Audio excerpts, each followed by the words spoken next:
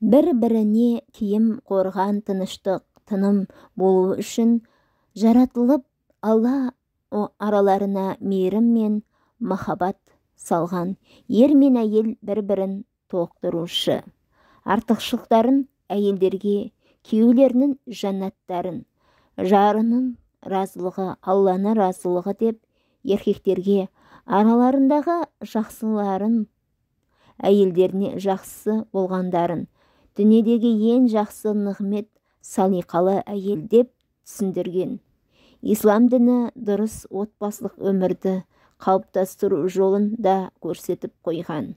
Алайда кейде ерлі-зайыптылардың өмірінде келіспеушіліктер мен түсінбеушіліктер болып тұрады.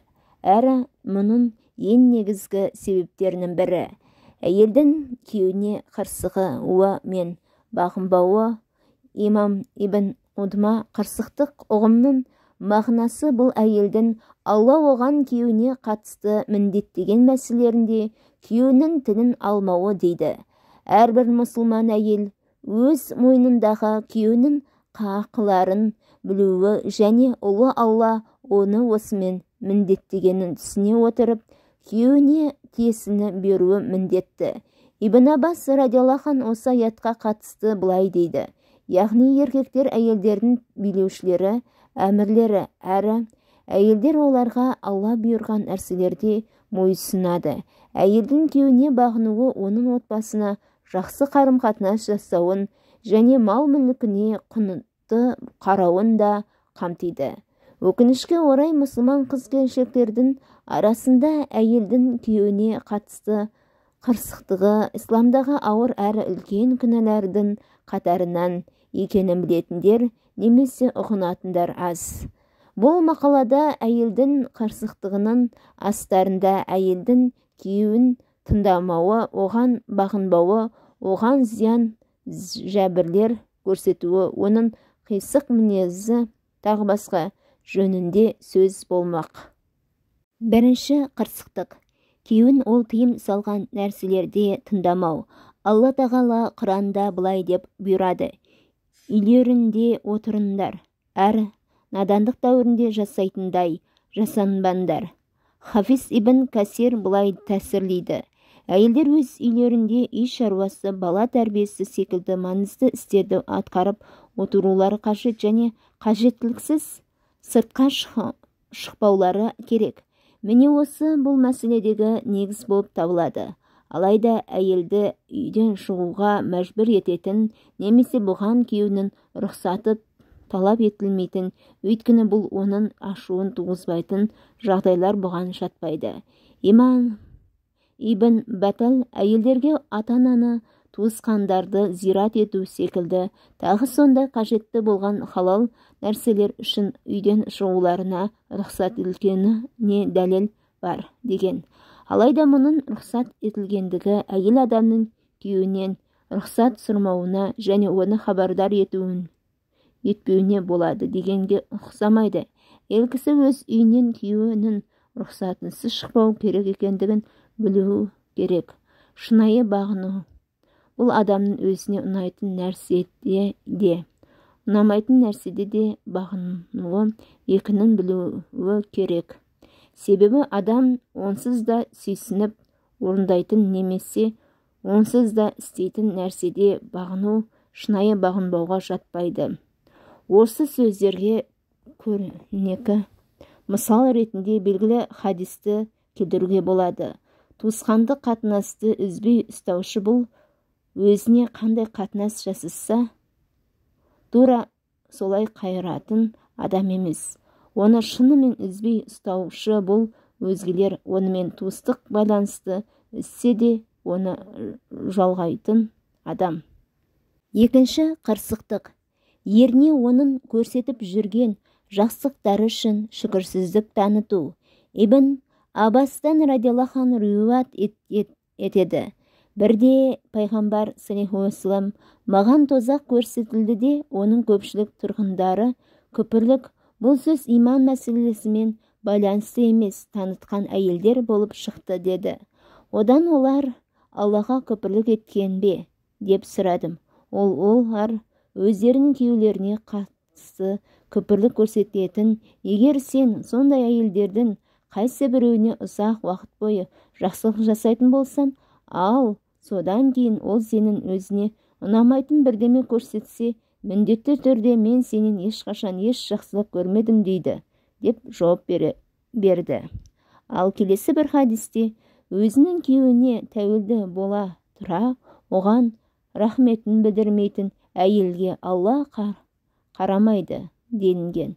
Бірде Алла елшісі саллаллаху алейхи вассалам былай деді: ақиқатында пасықтар олар тозақ тұрғындары. Одан Алла елшісі ал олар кімдер деп сұрады. Ол әйелдер деп жауап берді. Одан Алла елшісі біздің аналарымыз, апа қарындастарымыз бен әйелдеріміз әйел кісілер емес пе деп сұрады. Ол әрине, алайда сөз берсен рахмет айтпайтын, бастарына сынақ түссе сабыр танытпайтын әйелдер туралы болуда деп жауап берді. Үшінші қырсықтық. Күйеуі шақырғанда бас тарту. Абу Хайраның радиаллаху анху сөзінен Алла елшісінің саллаллаху алейхи вассаламның былай деп айтқаны жеткізіледі: егер еркек әйелін төсекке шақырса, ол әйелі келмесе және ер кісі түнде сол бойы әйеліне ашуланып өткізсе, періштелер оны таңға дейін қарғап шығады. Ал Мүслимнің келтірген нұсқасында былай делінген: және көктегі Алла оның күйеуі оған разы болмайынша оған ашуланатын болады. Талқ ибн Али радиаллаху анху былай деп баяндайды: мен Алла елшісінің саллаллаху алейхи вассаламның былай деп айтқанын естідім: егер ер адам өзінің қажетін қанағаттандыру үшін әйелін шақыратын болса, ол пештің алдында тұрған болса да жауап берсін.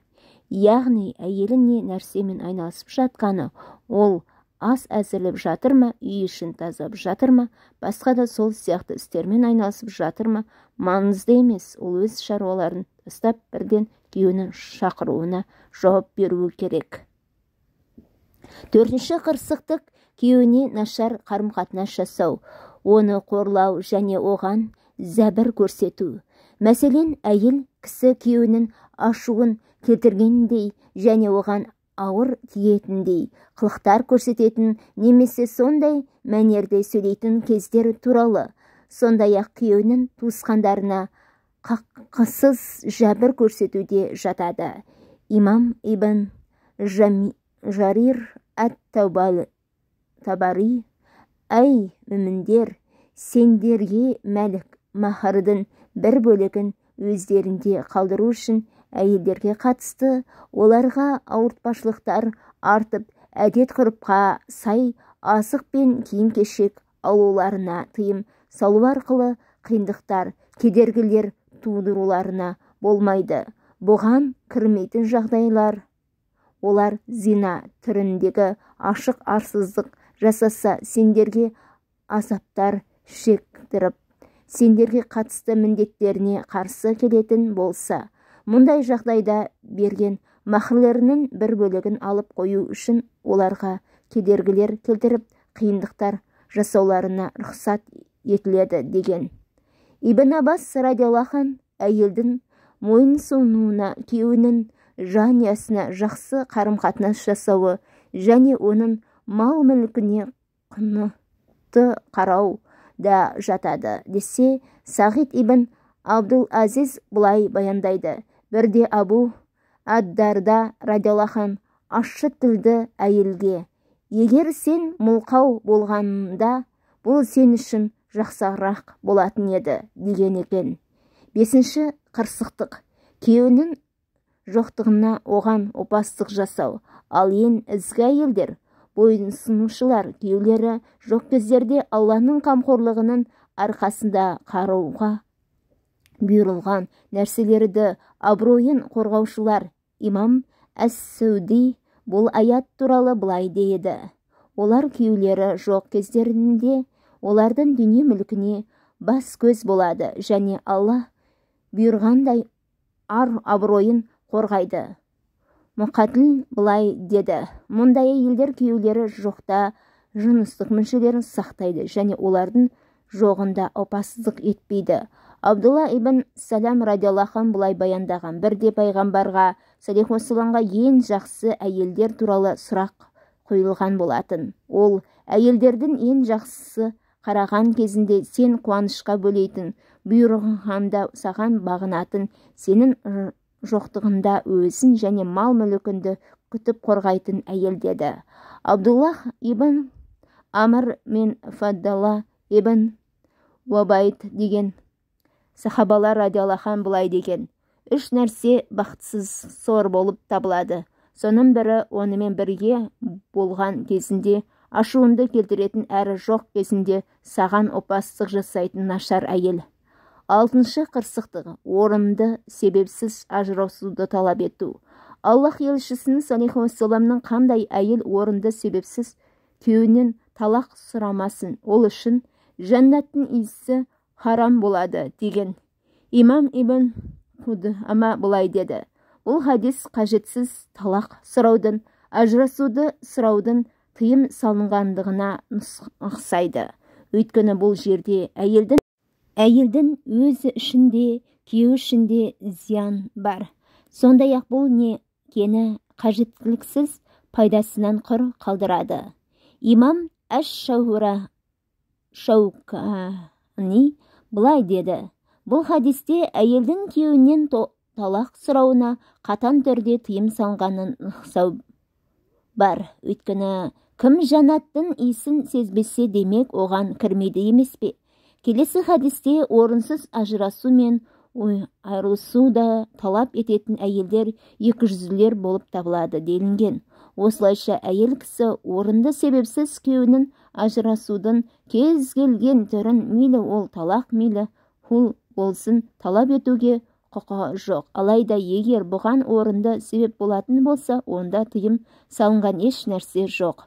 Сөз соңында ислам ғұламаларының мына бір сөзін келтіре кеткіміз келеді: егер салиқалы ер әйеліне сөгіс білдіре бастаса, ақылды әйел оның разылығына жету үшін және оған зиян болып жатқан нәрселерден алшақтау үшін ынта жігер таныту керек.